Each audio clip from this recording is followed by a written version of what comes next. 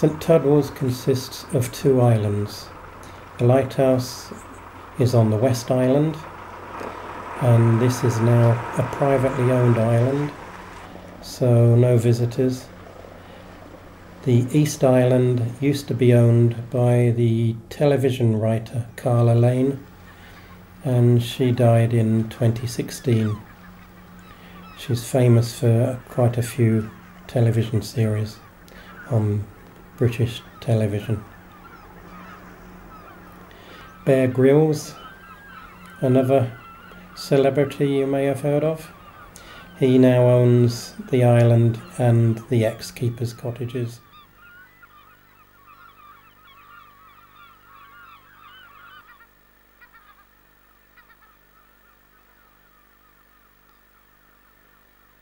The light used to be an acetylene light, but was converted to acetylene gas in 1922 with the Llyn sun valve you'll hear about in a while.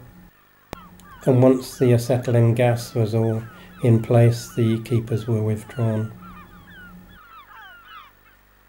From 1987 I was working in what was then the control centre at Holyhead Depot, where we looked after several lighthouses that were already automated via computer. But of course St Tudwals was one of those where you can't automate gas, so there was no way of monitoring it. So this was on our list of one of the places we visited, perhaps once a month, to give it some good TLC and check all the systems. And this was one of our many visits, just going up for the day when I videoed this.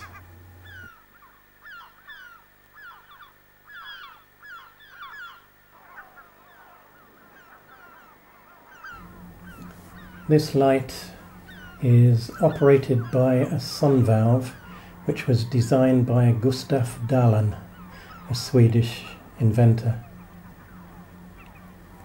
And basically the valve is controlled by 4 metal rods enclosed in a glass tube.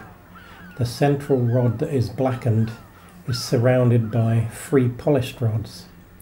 As sunlight falls onto all of the rods, the absorbed heat of the sun expands the dark rod, thus switching a valve to cut the gas supply.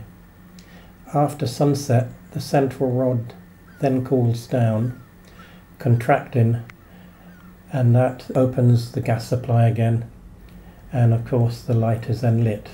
And it's lit by an always burning pilot light. In the base of this lighthouse you have 12 acetylene gas bottles. 6 are on and 6 are spare. It's a very short tower, so straight up and you're into the lantern room straight away. And all you have in here is one stationary lens. Still got the vents on the wall there.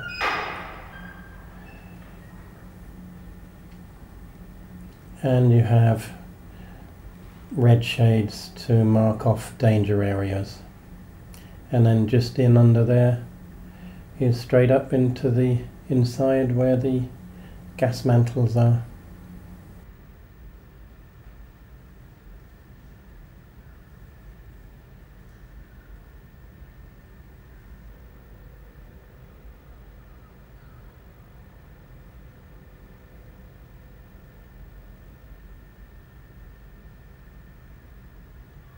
This was a quick test of the system to show you how it works.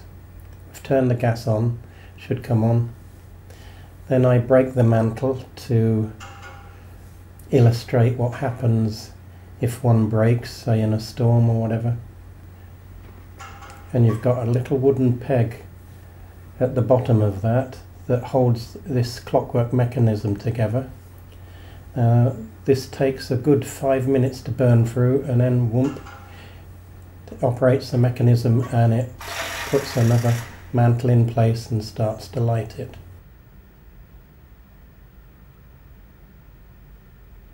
And this is underneath showing you the mechanism going. Of quite simple. And then I'll just show you how we change the mantle. It's fairly basic. That's replacing the wooden peg first. It looks quite solid, and it's sort of soaked in resin that's obviously flammable.